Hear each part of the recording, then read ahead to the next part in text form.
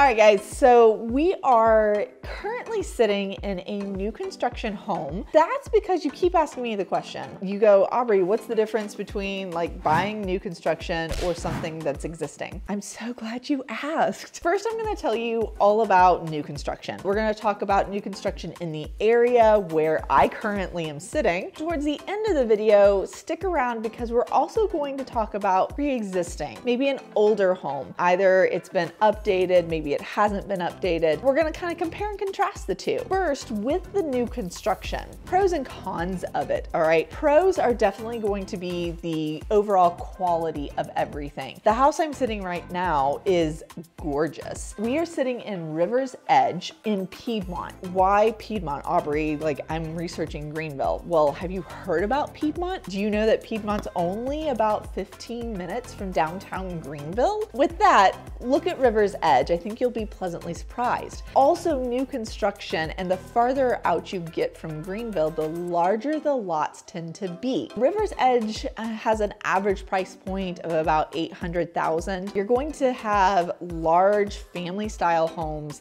that sit on half-acre lots or larger. And they're large. They're 4 or 5 bedrooms, at least 4 bathrooms, and have anywhere from 3,800 square feet to probably close to 5,000 square feet. So new construction, there are neighborhoods that are available. They don't always list them on MLS. That's a con. What I mean by that is if a property is not listed in the multiple listing service, likelihood is it's a little bit harder to find their inventory. It's hard to find on the MLS, or it's non-existent on the MLS. Here's why you really need to, I would say, contact my team.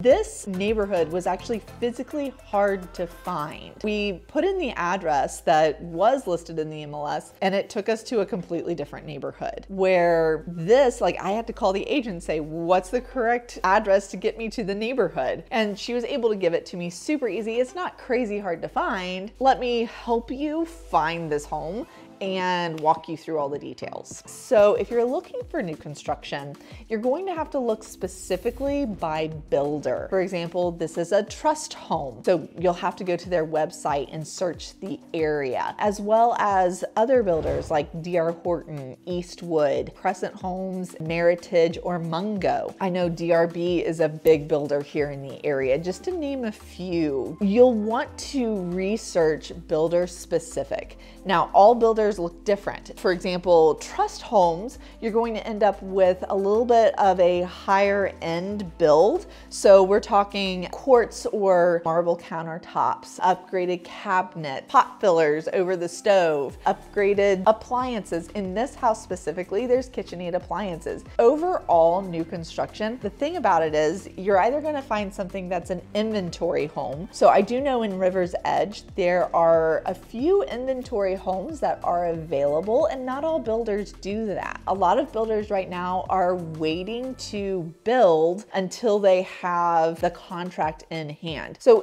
it's harder to envision a house whenever there's not a house there. A builder like Trust, I think, is a good example if you want to see something that is already inventory. It's already completed. It gives you a good idea of what the finished product is going to be. Definitely pay attention to when you are looking for new construction. You might luck out and find some inventory homes that are not listed in the multiple listing service. At the same time, you can build from the ground up. Now, what we're finding right now is a lot of build times is 6 months to a year plus. So if you've got time and you don't have to move this month, I would recommend looking at building. It gives you the time, gives you the ability to pick out your details, get something that's brand new. So another pro for new construction is the closing concessions. Aubree, what do you mean by that? So on a traditional, like, pre-existing home, you are going to be looking at closing costs. Closing costs are usually anywhere from $5,000 to $10,000. It all depends on the home, the taxes, so on and so forth. Cool thing with builders is they have incentives. So use the builder's lender, use the builder's closing attorney. For example, in River's Edge, they will give you $15,000 $400,000 worth of seller's incentives to be able to close on this home.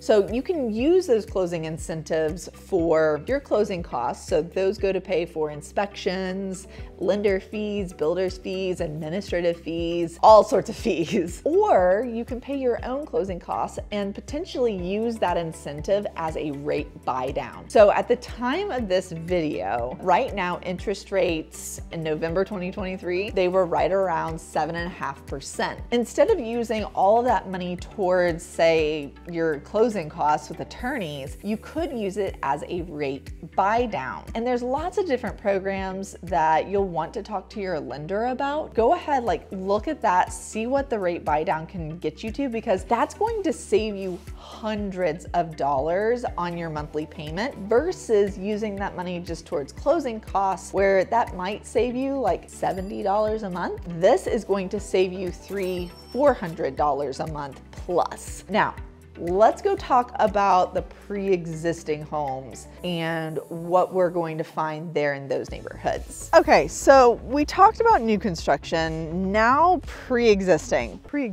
A lot of you come into town and you're like, we have to buy a house like now. So you don't have the luxury of waiting for new construction, or you don't have the price point or the location. So we look for a house that has been updated or a house that is in good repair. When we're looking for existing homes, the one behind me is, I would say, upper 200, maybe low 300,000. And that's a price range that we're in a lot. At the same time, we're also looking for pre-existing homes that are in the $400,000, $500,000 range. What do you get and what are you looking out for whenever we go into something like that? Different from new construction, we actually are going into a negotiation. The average days on market here in the Greenville upstate MLS has actually increased from less than 30 days on market to an average of about 40 to 50 days. And that ebbs and flows. And if you want to know how I figure that out, you're gonna have to ask me. And we're also looking at what's called a list to sales price. Normally what that means is, okay, the house is listed for $400,000. Is it going to sell for $400,000, or is it something that we could take an offer for $380,000 and get you a deal? That's what happens when markets change. They ebb, they flow. And the pre-existing homes, if the house has been on the market for less than 2 weeks, likelihood is you're going to end up paying closer to list price. Your stipulations in an offer are going to have to be a little bit stronger. So we can't necessarily ask for closing costs. We can't ask for a home warranty to be paid for by the seller, or maybe we can. So let's say the house has been on the market for more than 2 weeks. If you see a house that's been on the market for over 14 days, and on all the websites that you're looking at for the upstate, it's gonna say DOM. What that means is days on market. If it's been on the market for a little bit longer, let's look at the price history. Let's look at just the history overall. Has it been under contract and fallen out? That's happening a lot more often in our market. When you're looking at these pre-existing homes, likelihood is you're gonna find something that's been built between the last 10 to 30 years. And it doesn't always mean that the house is going to be in disrepair. It just might be a little bit older. So you're not gonna have some of today's HGTV qualities. Is it more important for you to have a house that is move-in ready, you don't have to do anything to it, or are you willing to do some cosmetic upgrades like to this house? Walking through houses that are pre-existing, has it had a clean coat of paint put on throughout? New light fixtures? Have the kitchens been updated a little bit? Have the bathrooms been updated? How old is the roof? How old is the HVAC? All things that we pay attention to whenever we are buying pre-existing. Ask the questions. We don't know unless you ask, and sometimes we catch things that a seller might not even know. We do that, and we have home inspections. We have times to ask for repairs, or we negotiate price, or you can walk away. All different things that you can do to a pre-existing home. Yes, like those houses, you are going to maybe have some more work to be done to them, upgrades, so on. but at the same time, you might be able to get a better house for the money just because you are willing to buy something that maybe needs new countertops or it needs the coat of paint. Ask me about it and let's go house shopping because I love doing that. Let's find you the perfect thing. Write a list. What are your 3 or 4 non-negotiables on a house? Like if the house doesn't have at least 1/3 of an acre, you're not going to look at it. Or if the roof is over 15 years old, maybe that's not the right house for us. Just a few ideas to really go through and bullet point what you're looking for, and then let's go find it. Let me know what you're looking for. Are you looking for new construction or are you looking for pre-existing? You'll want to pay attention to our next videos here. We are driving through neighborhoods all the time. Go check out our Pelham Road drive-through video. Really good example of the neighborhoods and new construction versus pre-existing. Let me know what you think.